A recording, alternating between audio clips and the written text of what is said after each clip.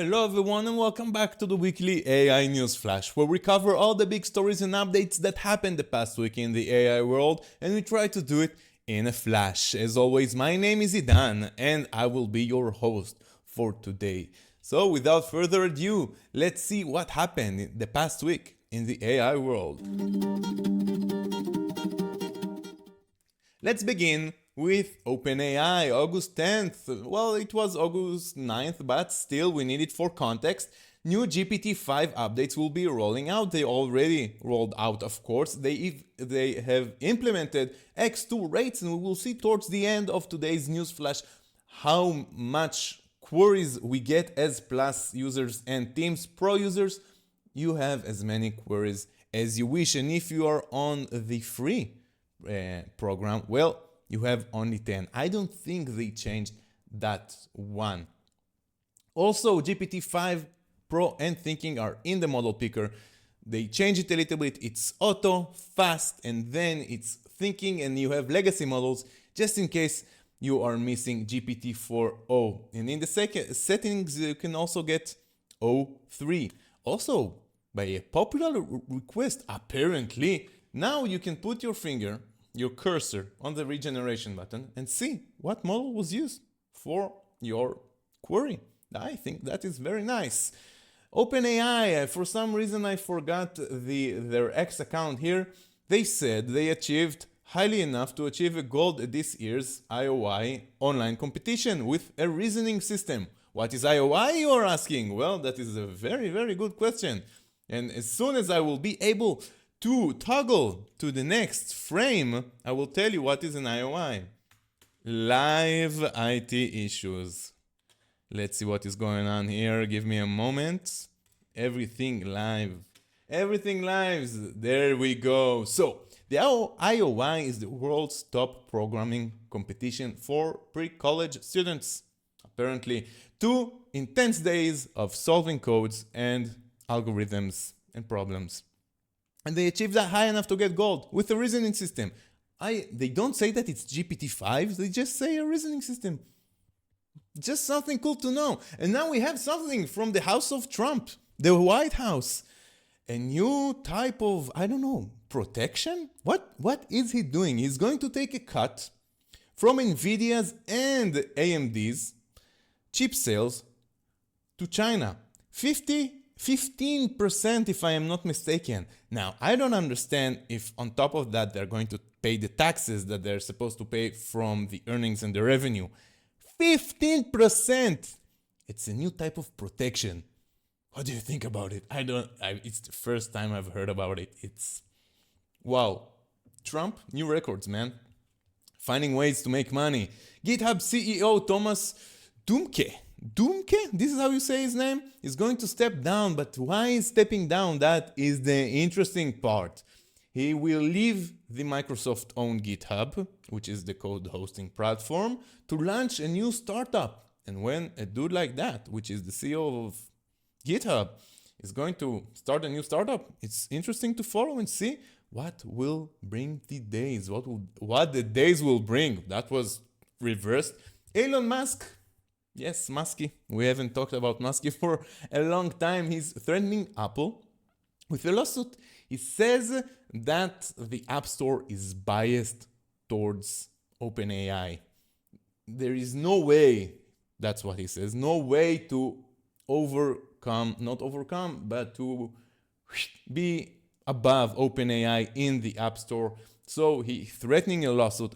He still haven't filed one yet, and of course, Sammy Altman is angry. Why? Because he says that X itself, the platform, is super biased towards everything that is Elon Musk, Group, SpaceX, Tesla related. That one is from The Guardian. Anthropic. Just so you know, if you're a federal worker in the US, now you get Claude AI just for $1. That comes after the US government approved Google's Gemini, ChatGPT's AIs as how do they call it? Vendor approved, right?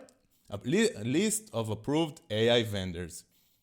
Anthropic, maybe it's interesting to you, and if you also like Anthropic safety research, Well, they have a new one. You're welcome to go to their X page and check it out.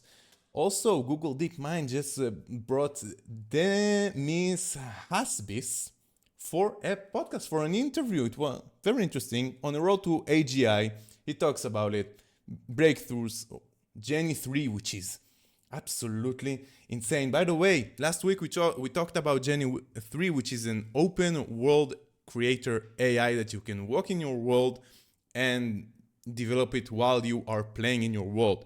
And I don't think I've made myself clear on how crazy it is, because it's super crazy. And maybe you didn't understand, because maybe I didn't understand as much, that you can go write Gemini 3 in Google and go and try it out. I mean, you're probably gonna have to pay, but it's something for everyone. It's not for developers. It's not for coders, software engineers, or people that are very AI savvy. No, it's for you. Easy prompt, just like Veo. Super interesting. Let's continue. After we talked about Demis, we have Perplexity, which offers Google $34.5 billion for Chrome. Of course, it was rejected. First of all, Chrome is estimated around 50 billion. I don't know what made them give such a lowball offer, but it comes when in the background we have the fact that the Senate and or is it the Congress? There is a lawsuit with Google about the fact that they're a monopoly when it comes to browsing and search engines. So they are trying right now to lobby their way out of selling Chrome, which is what the government, not the government, the Congress wants or trying to achieve. XAI co-founder, another one that is leaving to start a new startup, and this one is a safety firm. Nice. Anthropic, a reminder, if you want to go to join the Fellows program, well, you have a few days left. Until today. I don't know if it helps you. Let's continue. Google NotebookLM team was building a video overview. If you don't know, NotebookLM has a video overview. It's basically, it's not a podcast, the deep conversations where it's two people, but it's a video with a B-roll. You have images that are switching and it explains to you the topic. It's not that exciting, but something very exciting about NotebookLM that if you haven't noticed, NotebookLM in the deep dive, in the conversation, the podcast generation, now has an interactive option. You can click on it and join the conversation, ask questions based on the data that you gave to generate the podcast. Wow, let's continue. Do you see that I'm sweating? I'm hot. I'm so hot. So Google AI now, I don't know if it's the first time that they do it. I patted my sweat down. I don't know if it's the first time that they're doing a week summary, but it's awesome. They launched a new Imagen 4 Fast model for developers, they say, but you can generate images for 0.02 cents per image. It's amazing. It's amazing. Imagen 4, Imagen Ultra to support 2K images, which is also something I don't think there is anywhere else that gives 2K images.